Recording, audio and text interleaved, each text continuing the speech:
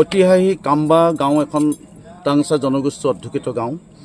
এই গাঁওখনৰ এজন বয়োজ্যেষ্ঠ ব্যক্তি নংটং তেখাত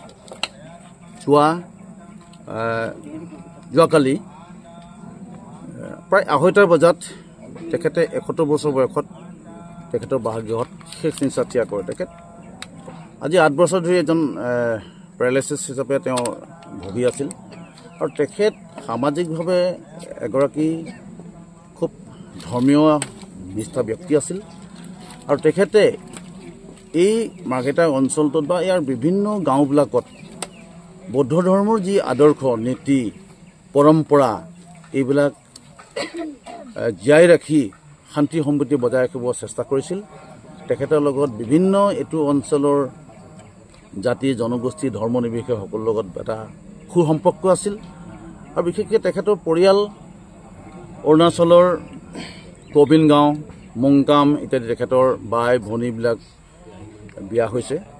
গতিকে তেখেত অৰুণাচলত আপুনি সুদূৰ ম্যানমাৰ বৰ্ডাৰলৈকে নামপুংলৈকে তেখেত ধৰ্ম প্ৰচাৰ কৰিছিল বা এইবিলাকত সমাজৰ শান্তি শৃংখলাৰ পৰিৱেশ বজাই ৰাখিছিল আৰু সেইকাৰণে তেখেত আজি আমাৰ পৰা আঁতৰি গৈছে। মোৰ তেখেত শহুৰ দেউতা হয় আৰু তেখেত 10টা সন্তানৰ এজন পিতৃ আছিল। গতিকে বৰ্তমান তেখেতৰ 3জন পুত্ৰ বৰপুত্ৰ অংটাংগাম তেখাপ আৰু 2জনী ছোৱালী, মুঠতে 5জন। ইতিমধ্যে 5জনৰ মৃত্যু হৈছে আৰু লগতে তেখেতৰ এজন সুযোগ্য সন্তান আছিল চামাইটো তেখাক। তেখেত ইণ্ডিয়ান আৰ্মিৰ 6 আছাম ৰেজিমেণ্টত তেওঁ কৰ্মৰত কৰাৰ অৱস্থাত আকস্মিকভাৱে তেখেতে মৃত্যুবৰণ। তেখেতে এজন ভাল সুদক্ষ বক্সাৰ আছিল। গতিকে আমি জীৱনৰ দুখ ট্ৰেজেডি তেখেত সহিব নোৱাৰি আজি আমাৰ মাজৰ পৰা আঁতৰি গৈছে। গতিকে সেইকাৰণে তেখেতৰ যাতে আত্মা তেখেতৰ আমি বৌদ্ধ ধৰ্মৰ পৰম্পৰা নীতিমতে আমি নিৰ্বাণপ্ৰাপ্তি হওক এইটো আমি কামনা কৰিছোঁ।